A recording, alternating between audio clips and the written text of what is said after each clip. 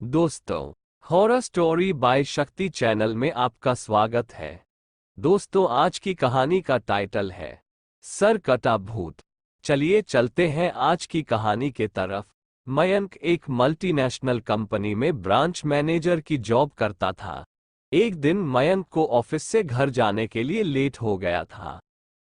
सर्दी की मौसम होने के कारण रात भी जल्दी हो गई थी। ठंड भी बहुत शुरू हो चुकी थी। रास्ते में चलते चलते मयंक को अचानक एक आवाज सुनाई दी। रुक जाओ। मयंक वहीं पर ही रुक गया और पीछे मुड़ के देखा, लेकिन पीछे कोई भी नहीं था। फिर से वही आवाज सुनाई दी, सामने देखो। जैसे ही मयंक ने सामने देखा तो उसे जमीन पर कुछ चमकती हुई चीज दिखाई दी।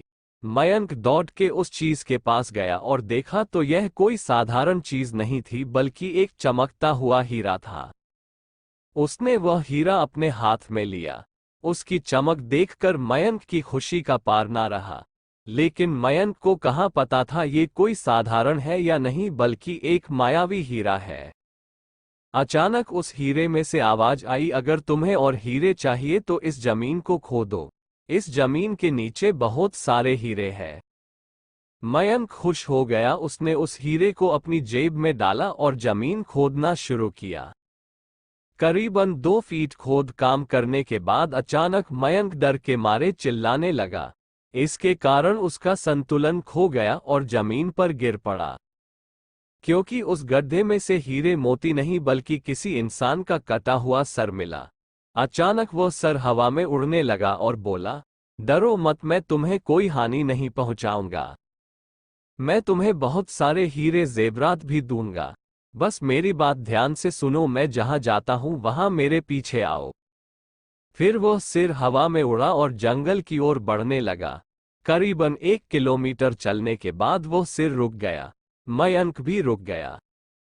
फिर उस सिर ने मयंक से कहा, इस जमीन के भीतर बहुत सारे हीरे मोती जवाहरात छुपे हुए हैं। इस जमीन पे खोदो और काम शुरू करो।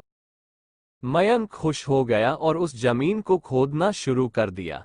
खोदते खोदते उस जमीन के नीचे हीरा मोती तो नहीं मिले, बल्कि उस सिर का कटा हुआ धड़ मिला। उस सिर ने कहा, अब तुम्हें एक आखिरी काम करना है, उसके बाद मैं तुम्हें मालामाल कर दूंगा। तुम्हें कहीं से भी एक लोटा खून लाना होगा। मयंक ने बोला, एक लोटा खून? पर मैं एक लोटा खून कहाँ से लाऊंगा? उस सिर ने कहा, चलो मेरे साथ।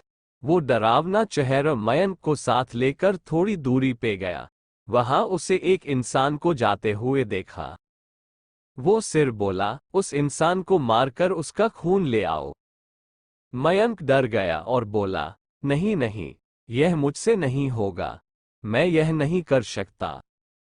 अगर तुमने ये काम नहीं किया तो मैं तुझे बहुत बड़ी मुसीबत में डाल दूंगा।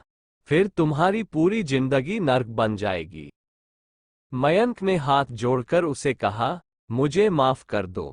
अगर मैंने उसे मारा तो मुझे पुलिस गिरफ्तार कर देगी और मुझे जेल जाना पड़ेगा।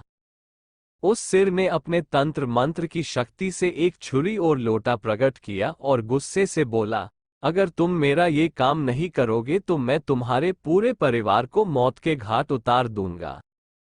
मयंक ने मजबूरी में आकर उस आदमी को मार डाला और उसका खून लेकर उस सिर के पास गया। वो सिर खून को देखकर बहुत खुश हुआ और बोला, ये खून मेरे शरीर पे डाल दे। उस सिर के कहने पर मयंक ने खून को उसके शरीर पे डाल दिया। फिर कुछ ही देर में वो कटा हुआ सिर उस शरीर पे जुड़ गया। ये सब देखकर मयंक की हालत अब खराब होने लगी। वो उस भूत को देखकर काफी डर गया।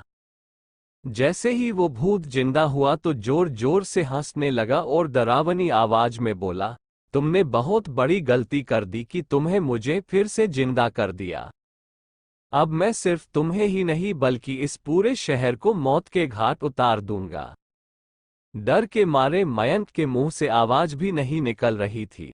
वो अपने जान बचाने के लिए वहां से दौड़ा, लेकिन उस भूत ने छलांग लगाकर मयंक को जमीन पे गिरा दिया और बोला, मुझे बहुत भूख लगी है, अब मैं तुम्हारा मांस खाऊंगा। जैसे ही उस भूत ने मांस खाने के लिए आगे बढ़ा कि तुरंत ही उसका सिर धड़ से अलग हो गया। मयंक समझ नहीं पाया कि आखिर यह चमत्कार हुआ कैसे। जब मयंक ने पीछे मुड़कर देखा तो एक अघोरी बाबा खड़े थे। उस अघोरी बाबा ने कहा, जब तुम उस आदमी को मारकर उसका खून ले जा रहे थे तभी मैंने देख लिया था और समझ गया कि कुछ तो बुरा होने वाला है। इसीलिए मैं तुम्हारे पीछे पीछे यहां तक चला आया और मैंने अपनी मंत्र की शक्ति से उस भूत को फिर से मार दिया। अब तुम निश्चिंत होकर अपने घर जाओ। अब तुम पर कोई खतरा नहीं है। आज भी मयंक उस बात को याद करता है तो उसकी रूह तक कांपने लगती है। दोस्तों, आपको ये कहानी कैसी लगी प्लीज हमें कमेंट करके जरूर बताएं। धन्यवाद।